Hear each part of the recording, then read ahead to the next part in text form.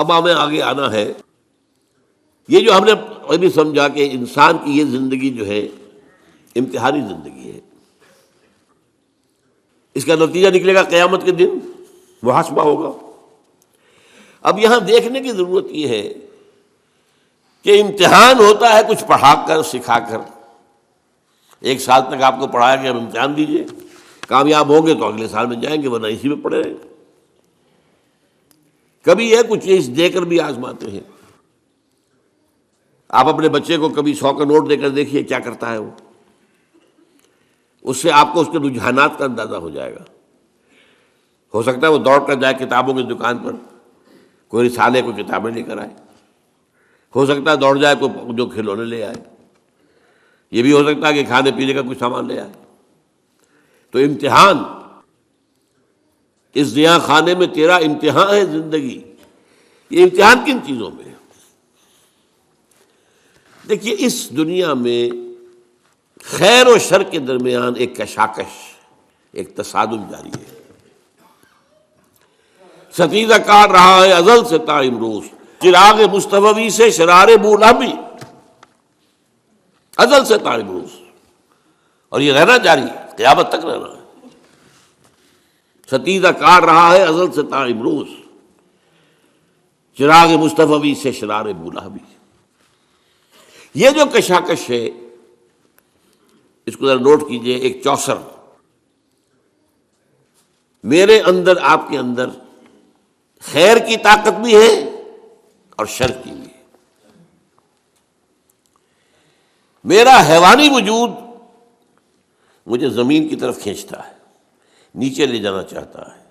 زمینی خواہشات، زمینی آرزوئیں، اس دنیا کے بارے میں امنگیں، دولت زیادہ ہو جائے، فلاں چیز زیادہ ہو جائے، کھاؤں اعلیٰ سے اعلیٰ، چٹخارے لوں، کئی ڈشز کے اوپر میرا جو ہے وہ ڈنر اور لنچ ہو، وغیرہ وغیرہ وغیرہ. یہ میرا نفس امارہ ہے جو مجھے کھینچ رہا ہے. یہ جو حیوانی ہمارے تقاضے ہیں، ظاہر بات ہے کہ یہ اندھے بہرے ہیں. انہیں تو اپنی سینشول گریٹیفیکیشن چاہیے، تسکین چاہیے، بس. انہیں اس سے غرض نہیں کہ حلال سے ہو، حرام سے ہو، جائز سے ہو، ناجائز سے ہو، کوئی غرض نہیں. یہ ہمارے اندر کا نفس ہے جس کو قرآن کہتا ہے ان النفس لامارۃ بالسوء. یہ نفس جو ہے یہ تو برائی کی طرف بلاتا ہی ہے. اس کے برعکس ہمارے اندر روح ہے، وہ ہمیں بلندی کی طرف لے جانا چاہتی ہے، اللہ کی طرف. عربی کا ایک قول ہے کل شیء یرجع الی اصلہ، ہر شے اپنے اصل کی طرف لوٹتی ہے. یہ جسد ہمارا کہاں سے آیا؟ زمین سے. نمبر 2، اس کی غذا کہاں سے آتی ہے؟ اسی زمین سے. گندم ہو، چاول ہو، جو ہو، کچھ ہو. یا آپ نے بکری کا گوشت کھایا ہے تو بکری نے گھاس پات جو کھایا وہ کہاں کا ہے؟ اور نمبر 3، یہ ہمیں نیچے ہی گھسیٹتی ہے، زمین کی طرف. روح کہاں سے آئی ہے؟ انا للہ و انا الیہ راجعون. لہذا اس روح کی توجہ کدھر ہے؟